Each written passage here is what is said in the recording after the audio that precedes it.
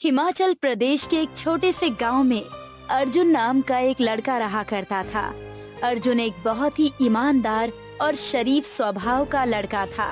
वो गांव में छोटी सी दुकान पर मीठे पान बनाकर बेचा करता था।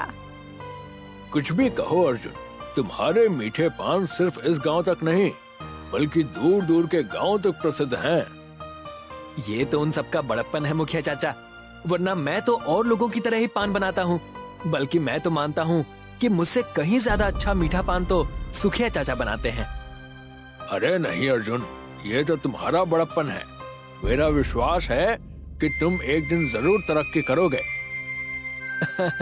आप भी ना मुखिया चाचा, कभी सुना है आपने कि पान बेचने वाला तरक्की करे? अच्छा सुनो, शहर से मेरे कुछ मेहमान आ रहे हैं शाम तक, वो यहाँ पर आ जाएंगे।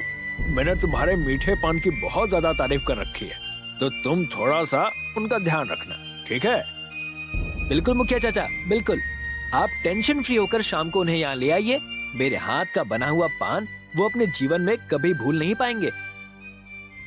शाम को मुखिया 2 लोगों के साथ वहाँ पर पहुँच गया। अर्जुन, यही है मेरे वो शहर से आए हुए मेहमान। अर्जुन ने उन दोनों को 2 मीठे पान बनाकर दे दिए, मगर जैसे ही उन दोनों ने उन दोनों मीठे पानों को खाया, अचानक उनकी जुबान कट गई। क्या हुआ? अर्जुन के बने हुए पान तो बड़े प्रसिद्ध होते हैं, तुम दोनों इतना बुरा सा मुंह क्यों बना रहे हो? क्या मुखिया जी, आपने तो कहा था कि आपके गांव का ये लड़का बहुत ही अच्छे पान बनाता है। मुखिया क्रोधित होते हुए अर्जुन से बोला, ये क्या हरकत है अर्जुन? तुम इन सब के सामने अपमान करना चाहते हो? नहीं मुखिया जी, मैंने तो मीठे पान बनाए थे, लेकिन पता नहीं ऐसी गलती मुझसे कैसे हो गई। बस बस बस बस करो, मुझे तो यहाँ आना ही नहीं चाहिए था।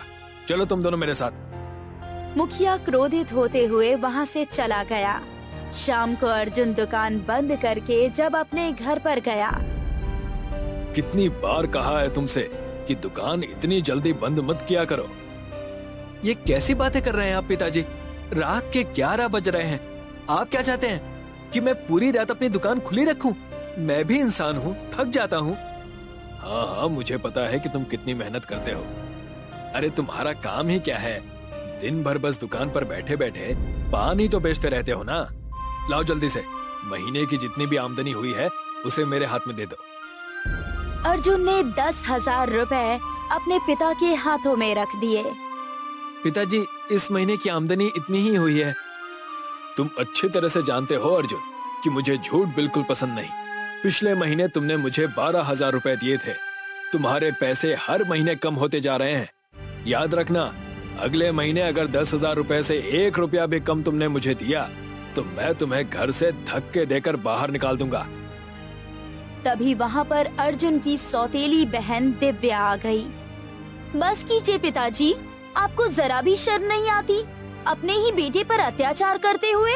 भैया सुबह से लेकर शाम तक जी तोड़ मेहनत करते हैं और अपनी कमाई का 1-1 रुपया आपके हाथों में रख देते हैं। उसके बाद भी आपकी पैसों की भूख मिटने का नाम ही नहीं ले रही। अपना मुंह बंद रखो दिव्या, तुम जानती नहीं कि ये तुम्हारा सौतेला भाई है। हाँ जानती हूँ, ये मेरा सौतेला भाई है, लेकिन शायद आप नहीं जानते कि भाई भाई होता है, फिर चाहे वो सगा हो या सौतेला। अरे इतना तो कोई सगा बेटा भी नहीं करता जितना कि आपके लिए भैया कर रहे हैं। अपनी बेटी की बात सुनकर निरंजन दास वहाँ से चले गए।